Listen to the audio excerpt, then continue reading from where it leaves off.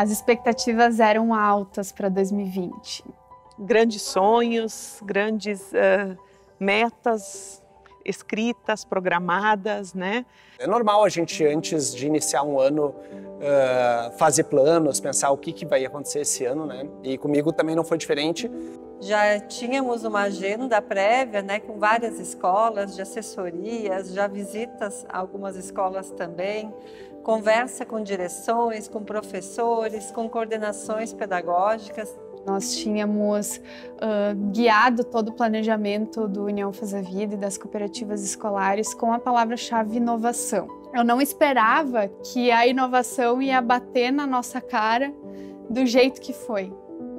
E de repente a gente é pego de surpresa e vem uma pandemia, algo novo que a gente não sabia no que ia dar, no que realmente era, a proporção disso tudo, né? Uma grande chuva de sentimentos, né, que foi nos assolando diretamente. Então, primeiro, a dúvida de achar, será que é mesmo tudo isso, né? Foi em outros lugares, mas será que aqui no Brasil vai ser desta forma? Porque a gente nunca passou por algo semelhante na vida, né? Então, não conseguíamos dimensionar a gravidade disso, né? E eu lembro que eu estava com todo o gás, eufórica até, já visitando as escolas, então eu me sentia bem privilegiada por isso, porque o que eu acho interessante falar é que eu já estive no outro lado, como professora, como gestora escolar, como coordenadora escolar, e era uma função que eu admirava muito. E quando eu me vi nessa função, eu estava muito feliz, né, exercendo ela, de fato. E eu estava fazendo uma visita numa escola cheia de planos, querendo coletar dados e planejamento para as próximas ações. E eu lembro que eu recebi uma mensagem até da Bia dizendo, olha, Sinara, quando tu chegar em casa, vamos marcar uma reunião online, porque a gente vai ter que determinar algumas coisas devido à pandemia. Naquele momento, assim, me bateu um pouco eu não sei muito bem o que eu senti, uma angústia, uma tristeza, uma real noção da incerteza da vida. Naquele momento eu pensei, por 5 minutos eu fiquei dentro do carro tentando assimilar o que estava acontecendo. E aí depois veio uma coisa assim, eu pensei, como é que eu vou colocar 15 dias depois na minha agenda?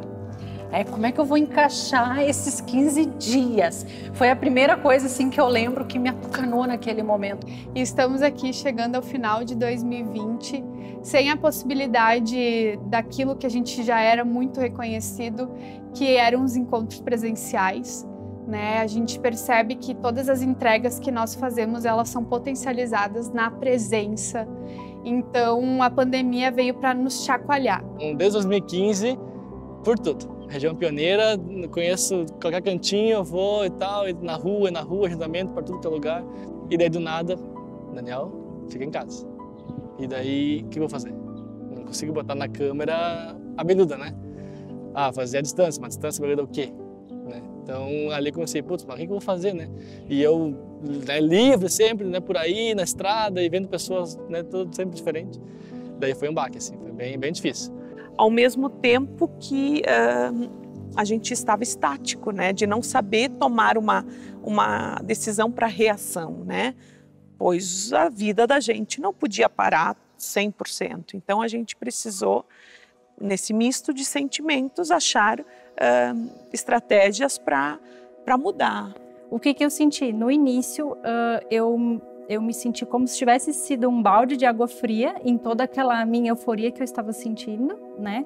Mas não foi só comigo. Eu comecei a ver todas as pessoas assim, todos os colegas, os familiares, todo mundo com essa mesma preocupação. Porque a incerteza, ela gera preocupação, né? Quando a gente percebeu que a retomada, né, das aulas não seria tão brevemente assim, a primeira sensação é assim de medo, né, do que está vindo aí, do que vai acontecer, do que vai ser esse ano, de como a gente pode pensar em auxiliar de outra maneira. Então, o primeiro movimento que a gente teve assim de alinhar com os municípios e com algumas escolas foi de pensar em propostas novas, de pensar como a gente pode se inovar perante esse cenário tão novo e adverso. Assim como as professoras, as escolas se organizaram de uma outra maneira para também continuar dando andamento às aulas, percebo também que a comunidade escolar também teve esse movimento diferente, precisou caminhar junto, né? As famílias, então, tiveram que se readaptar completamente nas suas rotinas. Acho que a pandemia trouxe uma coisa fundamental, que as pessoas falam mais da escola, da necessidade da escola, né?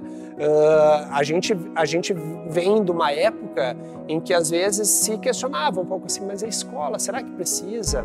E eu acho que muitos desses uma necessidade de onde é que eu coloco meu filho, porque eu preciso trabalhar, né? Mas muitos na necessidade de que se não for a escola ensinar, eu, pai, não consigo. Eu achei que eu conseguia, eu achei que eu dava conta, mas eu vi que vocês são os mágicos, porque eu não consigo fazer isso que vocês fazem. A questão cultural que a gente tem, de que se você está em casa, você não está trabalhando, você não está produzindo, foi muito sofrimento para mim. Mas a gente conseguiu sim ressignificar isso e a gente foi, talvez, tendo que assimilar e acomodar e equilibrar isso ao longo do processo e ver que também estes professores e professoras no qual nós estávamos assessorando também precisaram dos seus tempos, assim como nós. O programa buscou usar os seus assessores pedagógicos como grandes aliados para manter esse vínculo com a escola, né? Então, usando da criatividade de todos, de buscar se aproximar. Então, uma frase que ficou marcada entre a gente é estar presente mesmo longe. E com isso, salientou um dos princípios básicos do programa, que é a cooperação e a cidadania. Então, nós exercemos na prática, né, a cooperação e a cidadania, mostrando que sozinhos nós não somos nada, mas juntos nós podemos fazer grandes transformações. Em muitos aspectos na nossa vida de 2020, a gente precisou de apoio, né? O apoio do vizinho, do familiar, do cônjuge, do filho, a gente precisava de apoio, né? E na educação eu vejo que a gente no programa União Faz a Vida foi essa mão do apoio, essa mão da parceria, essa mão do que eu tô contigo e vamos pensar juntos. Eu acredito e tenho certeza que o programa União Faz a Vida, ele estava perto, mas longe, né, ao mesmo tempo. Mesmo ali na distância do online e do virtual, cada assessor pedagógico assim deu o seu jeitinho de chegar mais perto, de se colocar próximo, dentro da realidade de cada município, de cada escola. Eu acredito assim, de todas as ações, o fórum é um evento muito esperado, né? Ele é um momento que a gente consegue evidenciar tudo que a gente acredita na educação e para o programa União Faz a Vida. Então foi um desafio muito grande ter que cancelar esse evento. Na verdade, mais do que cancelar, ressignificar. O que a gente podia entregar para os profs que fosse tão legal quanto o fórum, mas que a gente pudesse olhar para o novo contexto que a gente está inserido, que é o meio digital, né? E aí, dentro desse escopo, surgiu a Web Jornada Juntos pela Educação. A gente pensou em concentrar conteúdos não só para os educadores, mas também para os pais, ampliar esse escopo, que sempre foi um desejo do programa União Faz a Vida, trabalhar com a comunidade escolar, trazer conteúdos para os estudantes, né, já que a gente não pôde realizar o encontro de líderes de turma também e nenhum evento presencial. Então, a gente se testou, a gente se ressignificou, a gente se redescobriu e sim, a gente inovou. Querendo ou não, e na verdade muito sem querer, despretensiosamente, a gente acabou aplicando o que nós tínhamos planejado para 2020, que era um ano de inovação. E realmente com a pandemia, a educação como um todo se reinventou muito rapidamente, muito rapidamente. Eu vejo que é muito diferente uma empresa que já usava, por exemplo, meios digitais, passar para fazer uma reunião virtual por causa da pandemia em um mês, e uma escola que pouco usava isso, em um mês está dando aula numa ferramenta virtual, ter uma ferramenta lá, uma plataforma virtual que tu demanda as atividades por ali, tu recebe retorno por ali. Isso, em muitas escolas, foi do zero a totalmente utilizar, assim, né? A tecnologia para a escola sempre foi algo um pouco assim se queria e se fazia, né, um movimento para ter isso dentro da escola, mas ainda era muito tímido perante o que a gente via no mundo atual, né? A pandemia, com isso, trouxe, sim, com certeza, uma aceleração desse processo. Porque a educação está acontecendo de um modo diferente daquele tradicional que a gente conhecia, né? Mas ela está acontecendo. Então, os professores estão ensinando de modo remoto, mas nós temos que aliar isso ao processo da escola, né? Então, eu imagino que a tecnologia não vai fugir, não vai escapar. E isso vai fazer com que os professores tenham que se ressignificar, né? Olhar para a sua prática, verificar onde que vai se encaixar cada ferramenta em cada momento e aí sim planejar com carinho o seu trabalho. O que vai ficar disso é uma outra história, né? O que disso vai ficar para o futuro é uma outra história. Mas eu acho que nos mostrou que a gente é capaz. Porque muitos de nós, talvez, antes não tivessem feito isso, porque lá no fundinho achavam assim, ah, mas isso não é para mim. Isso não é para minha geração, isso é para os jovens, eu sou de outra época. Não, a gente é capaz também. Né? A gente conseguiu se reinventar, alguns com mais dificuldade, outros com menos. Então a gente teve a ideia de fazer um bate-papo musical. Né? Construindo ele com a Cíntia, mas com professores aí, não com alunos.